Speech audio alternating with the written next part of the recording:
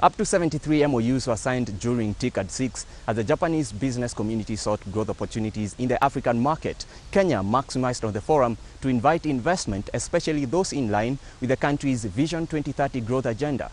Wendo has more. The 6th edition of the Tokyo International Conference on Trade and Development, TICAD, saw the African continent receive a pledge of over $30 million in the form of 73 Memoranda of Understanding from 22 Japanese companies. At the close of the conference, the leaders adopted the Nairobi Declaration, which lays out the goals to be achieved before the next TICAD meeting in 2019.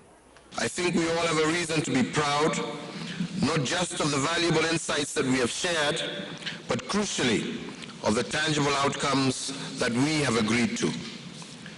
These, as has been said, are extensively outlined in the Nairobi Declaration, which we collectively adopted in the course of our meeting.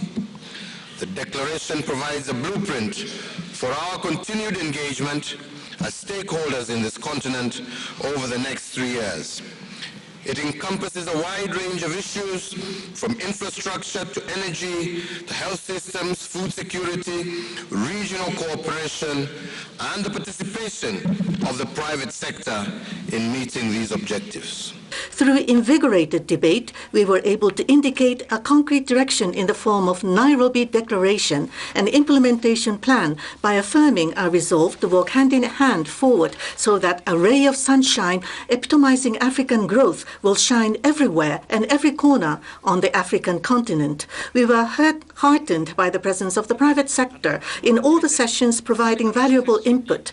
In order for Africa to continue to grow as a continent, private businesses have a crucial role to play.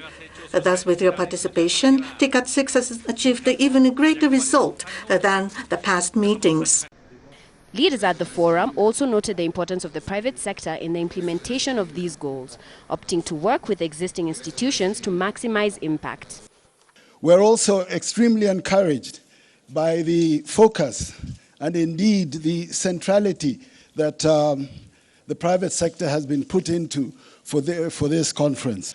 Africa has got many problems, many challenges, but Africa is also, as we heard earlier today, the place with the greatest opportunities. Hopefully, through this dialogue, we'll be able to put the two together and change the challenges and the problems to one of the opportunities, but more importantly, how we are going to actualize those opportunities.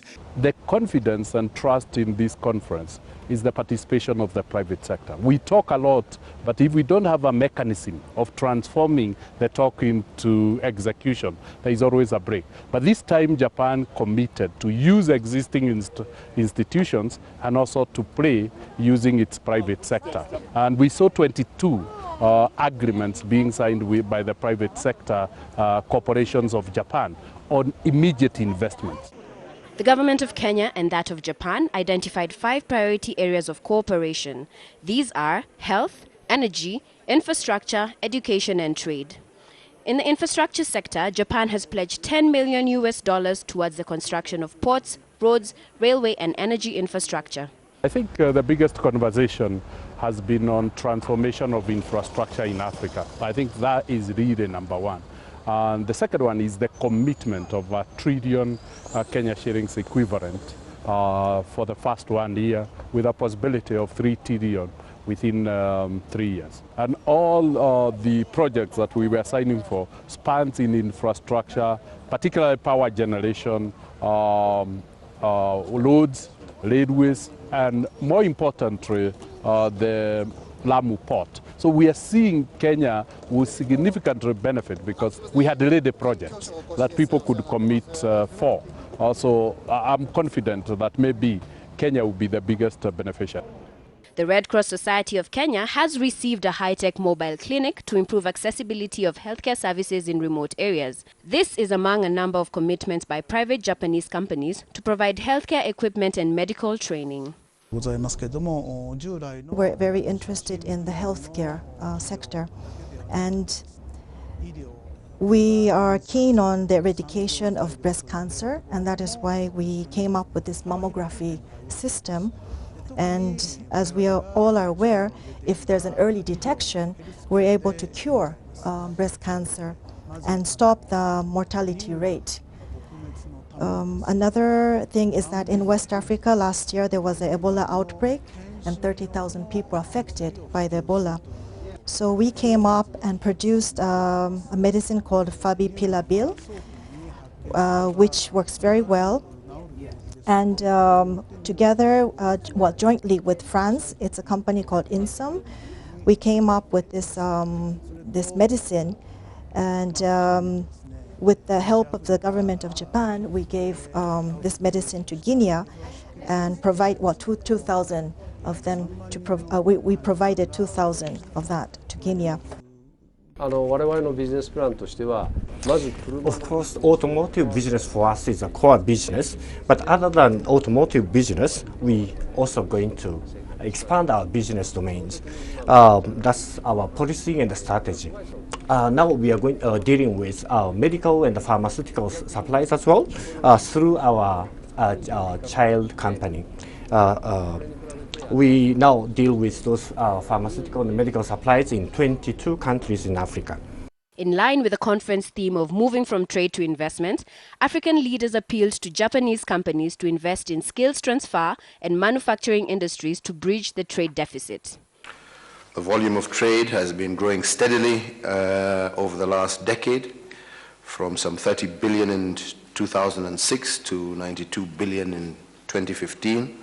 Indeed, one clear way of achieving a closing of this gap is by encouraging new investments in manufacturing, in infrastructure, in technology.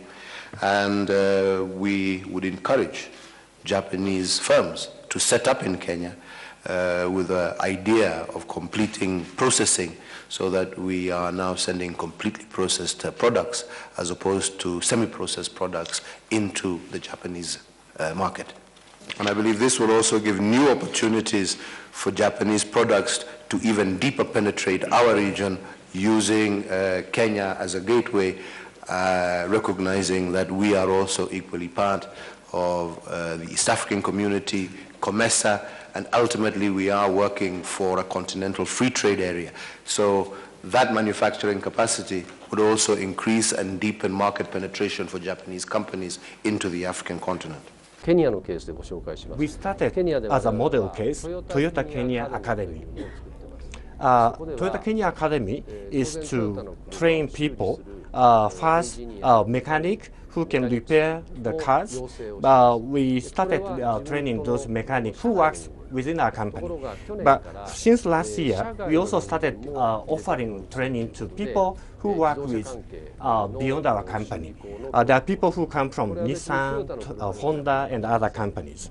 Now, in addition to those automotive training, we also now give training on agricultural machineries, also construction machineries, and among others. Japanese government has been also giving assistance to this project. We also now offer training about business management, leadership. Last year, we trained about 350 people. This year, we are talking about 700 people. Despite the positive African growth story spelled out during the conference, insecurity remains a pertinent issue, reducing investor confidence in the region. Even as we focus on the economic issues, we all know that it takes security to achieve sustained growth. Today, unique security threats are rising to fill any vacuum in governance at the local, regional, and indeed global level. Terrorism in particular is threatening and even dismembering some states.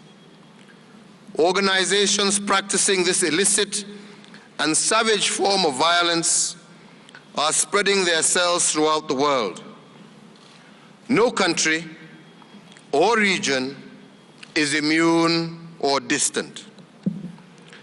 The terrorists are adept at exploiting open and democratic societies and are trying to militarize any sectarian or political divide. Their negative impact on economies is often severe. Most of our violent conflicts have socio-economic grievances underlying. And therefore it's important to hear from you how are we going to both silence the guns, but at the same time deal with the African paradox of a rich Africa with huge mineral resources and natural resources, but with poor Africans. So we need to look at both things, silencing the guns, but also dealing with that paradox. In spite of the challenges, TICAD VI has spurred enthusiasm among African countries in the attainment of Agenda 2063. Even by just the virtue of the number of presidents who are representing their countries in this TICAD VI, it's clear enough that everybody is ready to move forward. Everyone is ready to have new issues cropping up which are very positive for the African communities. So basically it's not just about coming for the function, but by the people coming here. It's a clear indication that everybody wants a forward move, everybody is ready for growth. Africa is uprising, and it's not uprising in the negative but in the positive. Investments. The push for the Africa we want, Agenda 2063, has rallied Africa closer together. And if you listen to every president who spoke, he spoke on behalf of Africa.